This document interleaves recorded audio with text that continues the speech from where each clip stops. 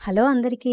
అందరూ బాగున్నారా? నేనైతే చాలా బాగున్నాను. మీరందరూ కూడా చాలా చాలా బాగున్నారని దేవుని మనస్ఫూర్తిగా కోరుకుంటున్నాను. సో, ఈ వీడియోలో అయితే 365 ఒత్తులు వెలిగించే పద్ధతినైతే నేను ఎక్స్‌ప్లెయిన్ చేస్తానండి. సో, ఇక్కడైతే ఆహ్, మార్నింగు పౌర్ణమి కాబట్టి ఇద్దరం కలిసే టెంపుల్‌కి వెళ్ళాలి అనుకున్నాము. అది ఇద్దరం కలిసి వెళ్తున్నాము అంటే మాకు టైం అనేది అడ్జస్ట్‌మెంట్ కావాలి కాబట్టి చీకట్లో అయితేనే చాలా అంటే చాలా ప్రశాంతంగా, ప్లెజెంట్‌గా ఉంటుంది అనుకుని చీకట్లోనే వెళ్దాము అనుకోని ముందు రోజే పూజకు సంబంధించిన అన్నీ కూడా నాకు కావాల్సిన అన్నీ కూడా పూజ సామాగ్రి అంతా తెప్పించి పెట్టుకున్నానండి. ఇంకా ఆ రోజు నైట్ మిడ్‌నైట్ అయితే అయిపోయిందండి. ఇక మా పనులు కంప్లీట్ చేసుకొని మేమిద్దరం ఇంటికొచ్చేసరికి ముందు రోజు నైట్ 12:00 అయితుంది. ఇంక మా హస్బెండ్ అయితే ఫుల్లుగా ఇంక అలసిపోయాడు కాబట్టి పడుకుని పోయాడు. ఇంకా ఆడవాళ్ళకు ఎంత అలసిపోయినా కూడా పనులుంటే నిద్ర రాదు కదండీ! ఇంక ముందు రోజు ఇవన్నీ తెచ్చుకొని ఎక్కడెక్కడ సర్దుకొని ఇక నెక్స్ట్ డే చీకట్లోనే గుడికి వెళ్ళాలి అనుకున్నామంటే ఇంక ఇంట్లో పనులు కూడా ఉంటాయి కదండీ! ఇల్లు తుడుచుకోవడము అవన్నీ కూడా చేసుకున్న తర్వాత ఇంకా ఒత్తులనేవి తెప్పించి పెట్టుకున్నాను కాబట్టి ఒత్తులలో ఆవు నెయ్యి కానీ, నువ్వుల నూనె కానీ వేసి పెట్టుకొని మంచిగా అయితే నానబెట్టుకోవాలి కదా! అప్పటికప్పుడు నానవు, సరిగా వెలగవు కాబట్టి ఈ ప్రిపరేషన్ అంతా ఉంటుంది. అందులోనూ పూజకు సంబంధించిన సామాగ్రి అంతటిని తీసుకువెళ్ళాలి అంటే ఒక్కొక్క దానికి ఒక్కొక్క డబ్బా కేటాయించకుండా ఇలా ఒకే డబ్బాలోనే అన్నీ సెట్ చేసుకునే రకంగా ఒక డబ్బానైతే రెడీ జేసి పెట్టుకున్నాను. ఇక్కడైతే నేను మర్చిపోయానండి. ఆవు నెయ్యయితే ఇంట్లో ఉంది. కాకపోతే అదైతే ఫ్రిడ్జ్‌లో పెట్టిందని గడ్డ కట్టకపోయింది. ఇంక నాకు టైం గూడా లేదు. అప్పటికే 1:00 అయితే అవుతుందండి. మళ్ళీ చీకట్లో 3కే లేద్దామని అనుకున్నాము.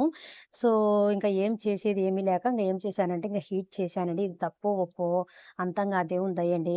హీట్ చేసేసి బాగా కరిగిపోయిన తర్వాత ఫ్యాన్ కింద పెట్టేసి చల్లగా అయ్యేంత వరకు వెయిట్ చేసి ఇంక తర్వాతనే నేను ఒత్తులల్లో ఈ ఆవు నెయ్యినైతే వేశానండి. సో, ఇంకా 365 ఒత్తులు అయితే వెలిగించే పద్ధతయితే చెప్తానని చెప్పాను కాబట్టి, ఎక్కడ వెలిగించాలి అనేసి చాలా మందికైతే డౌటే ఉంటుంది కదండీ! దేవాలయంలో కానీ, ఇంట్లో తులసి కోట వద్ద కానీ వెలిగించుకోవచ్చునండి.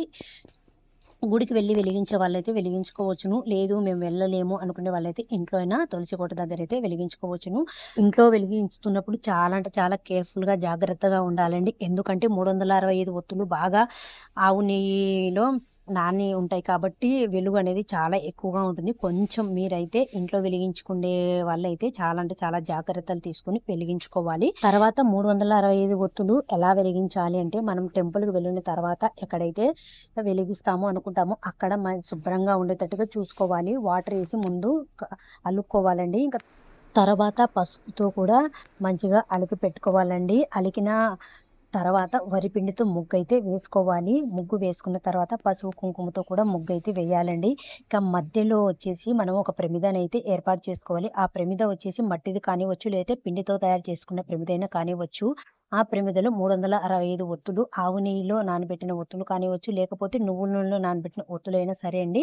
అందులో పెట్టుకోవాలి. ఇంకా చుట్కారం కూడా మనము 5 ఉసిరి దీపాలు కానివ్వచ్చు, మట్టి ప్రమిదలు కానివ్వచ్చు, లేకపోతే పిండితో తయారు చేసుకున్న చిన్న ప్రమిదలు కానివ్వచ్చు, 5 అయితే మనం పెట్టుకోవాలి చుట్కారం కూడా. ఈ కార్తీక మాసంలో స్పెషల్‌గా ఉసిరికాయ దీపం పెడితే చాలా అంటే చాలా మంచిది కాబట్టి నేను ఉసిరికాయ దీపమే పెట్టాను. ఉసిరికాయలను పెట్టేటప్పుడు డైరెక్ట్ కింద భూమి మీద పెట్టకుండా కింద అడుగున తమలపాకు పెట్టి కూడా చాలామంది తమలపాకు మీద ఉసిరి దీపం పెట్టేసి వెలిగిస్తూ ఉంటారు. ఎవరు వసతిని బట్టి వాళ్ళైతే వెలిగించుకోవచ్చునండి. మనకు ఆకులు ఉన్నాయి అంటే డైరెక్ట్ భూమి మీద పెట్టకుండా ఆకు పెట్టి తమలపాకు పెట్టి తమలపాకు మీద ఉసిరి దీపమైతే పెట్టుకోవచ్చుననమాట. ఇంక తర్వాత గంధము, పూలు సమర్పించి దీపమైతే వెలిగించుకోవాలి. ఇంక తర్వాత 2 అరటిపళ్ళనైతే నైవేద్యంగా సమర్పించాలండి. తర్వాత కొబ్బరికాయను కూడా కొట్టుకొని, తర్వాత హారతినైతే ఇవ్వాలి. దీపానికి నమస్కారం చేసి 3 ప్రదక్షిణలైతే చెయ్యాలి. ఇలా పౌర్ణమి రోజు చేయలేని వాళ్ళు ఎప్పుడు చేయొచ్చును అనేసి చాలా మందికి డౌట్ అయితే ఉంటుంది కదండీ! ఈ కార్తీక మాసంలో పౌర్ణమి రోజు వెలిగించలేని వారు కార్తీక సోమవారాలైతే ఎంచక్కా వెలిగించుకోవచ్చును. ఇంక తర్వాత ఏ టైంలో వెలిగిస్తే చాలా మంచిది అనేసి డౌట్ ఉంటుంది కదా!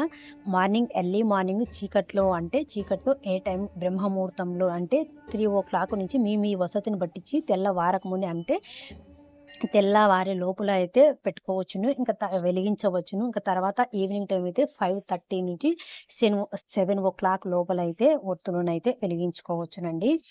ఇలా ఆహ్, ఇలా మనం 365 ఒత్తుల్ని ఎందుకు వెలిగించుకుంటాము అంటే సంవత్సరంలో ఇంట్లో దీపారాధన అనేది ఏదో ఒక టైంలో పర్సనల్ ప్రాబ్లమ్స్ వల్ల కానివ్వచ్చు, కొందరికి కుదరకపోవచ్చు. అలా అలా 365 రోజులు దీపారాధన అనేది కొన్ని డేసుల్లో మనం చేసుకోం కదండీ!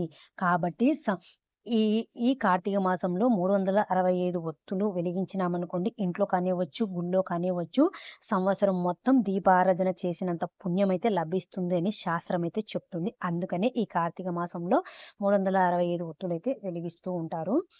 సో, ఇక్కడైతే మేము కూడా వెలిగించేసి, అభిషేకం కూడా చేపిచ్చుకొని, ఆల్మోస్ట్ 2 అవర్స్ అయితే మేము గుడిలోనే టైమ్ అయితే స్పెండ్ చేశామండి. చాలా అంటే చాలా ప్లెజెంట్‌గా, చాలా ప్రశాంతంగా, చాలా బాగా అనిపిచ్చింది. మేము వెళ్ళినప్పుడు అంత క్రౌడ్ లేకపోయిండే. చీకట్లో 4:00కి వెళ్ళినాం కాబట్టి. తర్వాత చూసారు కదండీ 5:30 ఆ టైంలో ఎంతమంది జనాలుండాలో. ఈ దీపపు కాంతులతో గుడి అంతా చాలా అంటే చాలా వెలిగిపోతూ చాలా బాగా ఉంది కదండీ! సో, ఇంతేనండి ఈ వీడియో అయితే. మీకు నచ్చింది, ఉపయోగపడుతుంది అనుకుంటున్నాను. నచ్చితే ఒక చిన్న లైక్ ఎయడం అయితే అస్సలు మర్చిపోద్దండి. Thank you for watching. మళ్ళీ కలుస్తాను. అన్నట్టు 365 ఒత్తులు ఇంట్లో ఎంతమంది ఉంటే అంతమంది వెలిగించాలి అని డౌట్ ఉంటుంది. ఇంకోసారి చెప్తాను.